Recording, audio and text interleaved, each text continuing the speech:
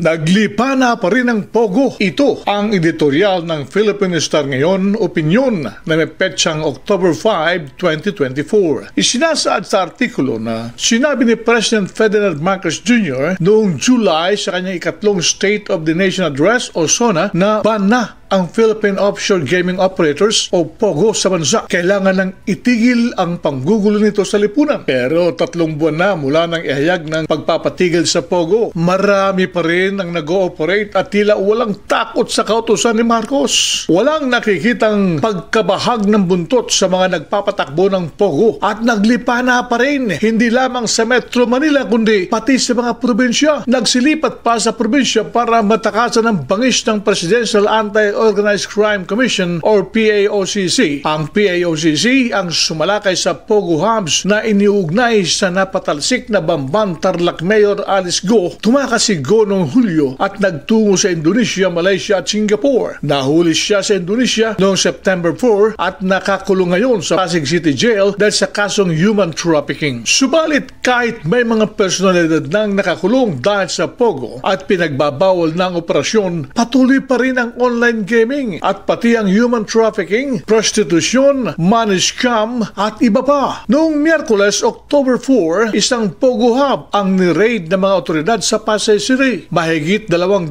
tauhan ng Pogo ang naresto ng PAOCC, Bureau of Immigration at Pasay City Police. Karamihan sa mga naresto ay mga Chinese national na sangkot sa love scam. Noong nakaraang buwan, sinalakay ng PAOCC ang illegal na Pogo hub sa Subic Bay Freeport Zone kung saan 2 Chinese ang naresto. Narescue naman ang 18 Chinese nationals na biktima ng human trafficking. May sinalakay ding Pogo hub sa Parkview Village sa Clark Freeport Zone, Mabalacat, Pampanga noong nakaraang buwan. Ayon sa PAOCC, ang pagsalakay ay ginawa dahil sa sumbong ng ilang testigo na may illegal Pogo operations sa lugar. Malinaw ang direktiba ni Marcos Jr. na wawalisin ang Pogo. Pero tila mahihirapan pang mawalis ng tuluyan ng mga tinuturing na salot sa lipunan dahil marami pa rin ang nag-ooperate hindi lamang sa Metro Manila kundi pati sa probinsya. Kumilos naman sana ang PAGCOR para maging mabilis ang pagwalis sa mga Pogo. Tulungan nila ang PAOCC para tuluyang mawala na ito sa bansa at mabalik ang katahimikan. Iyan ang opinyon sa kabuuang artikulo ng Philippine Star ngayon ng kanilang editorial section. Pogo, naglipa na pa rin.